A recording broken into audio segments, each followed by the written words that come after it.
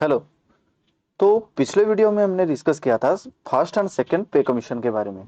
अभी हम डिस्कस करेंगे थर्ड पे कमीशन के बारे में। देखो, थर्ड पे कमीशन कब सेटअप हुआ था ना? It was setup in April 1970। याद रखना, कब? अप्रैल 1970।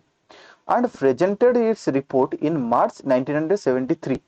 मार्च 1973 को जाके इसका रिपोर्ट गवर्नमेंट को प्रेजेंट हुआ। श्री रघुवीर दयाल श्री रघुवीर Dayal was the chairman of the third pay commission. तो थर्ड पे कमीशन के चेयरमैन कौन थे? श्री रघुवीर Dayal. The commission took almost 3 years to submit the report. 3 साल उसको लग गए रिपोर्ट सबमिट करने में। The main demand of the employ for a need based minimum wage as per the norms of fifth Indian Labour Conference was accepted in principle, even though the commission evolved its own concept of need based wage।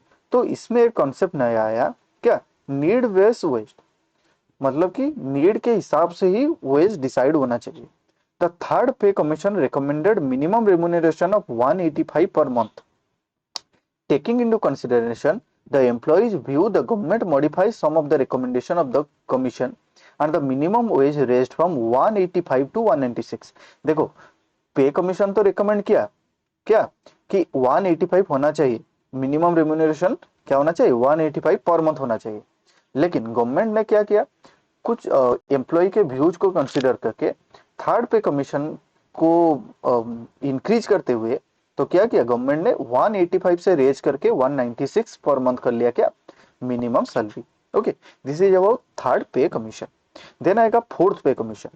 Fourth pay commission was constituted in June 1983। कब?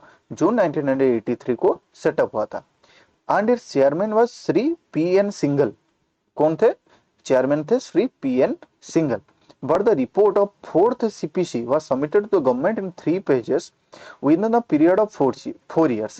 83 में आया, वो setup हुआ, पर submit होते होते कितना साल लगे? 4 साल, 87 तक।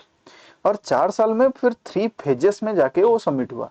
There was a huge difference in basic pay difference and the lowest and highest grade in क्या fourth pay commission pay scales। The basic पे ऑफ लोएस्ट ग्रेड वाज 750।